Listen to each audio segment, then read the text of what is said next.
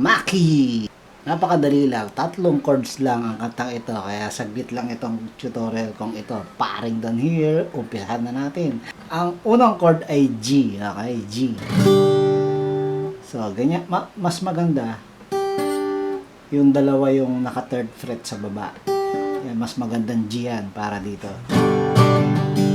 So, ganun. 1, 2, 3, 4, 5, 6, 7, 8, lipat sa C add 9. Okay? C. So, pag C add 9, dahil meron kang ganyan, edi automatic, ito na lang ililipat mo, yung dalawa rito sa tuktok, para maging C add 9. Di ba? So, 8 counts din yun. 1, 2, 3, 4, 5, 6, 7, 8. And then, E minor. So, hindi mo aalisin yung dalawa sa baba. Ayun, E minor mo. Parang E minor 7, di ba? Tapos babalik sa C. Kaya 3 lang ang chords.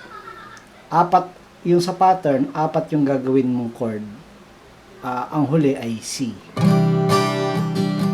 6, 7, 8. Gets mo? So, ayun. G, 1, 2, 3, 4, 5, 6, and 7, and 8. C, add 9. 5, 6, 7, 8, E minor.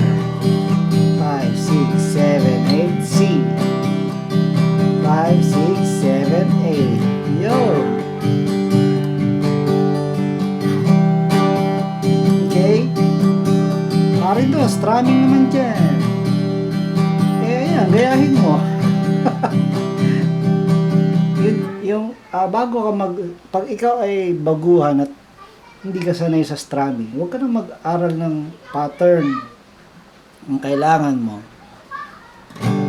matutong tumempo, matutong, edi yung unang bagsak, G, 1, 2, ganun ka muna, 1, 2, 3, 4, 5, 6, 7, 8, ganyan muna, practice mo, 5, 6, 7, 8, E minor, 5, 6, 7, 8,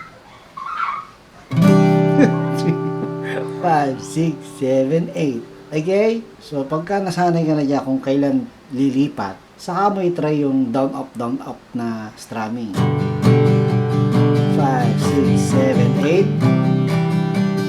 5, 6, 7, 8. 5, 6, 7, 8. Ganon.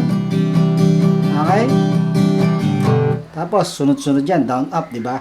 O, pagka talagang sobrang sanay ka na, maano mo na yan, pwede mo nang bawasan yan,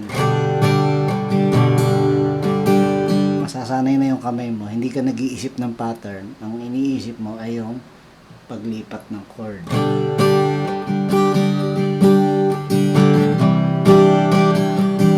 Yan ang tamang pag-aaral ng gitara.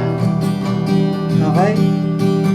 Kailangan may rhythm yung katawan mo, may tempo. Okay? Saka mo magagawa yung, kapag marunong ka ng tumempo, saka mo magagawa yung kung ano-anong strumming pa yan. Hindi kailangan maghanap ng pattern.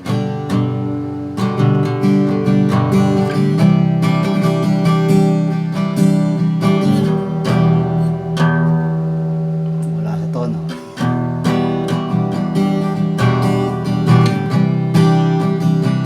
Dali lang, no? Yun. Yun ang namumula.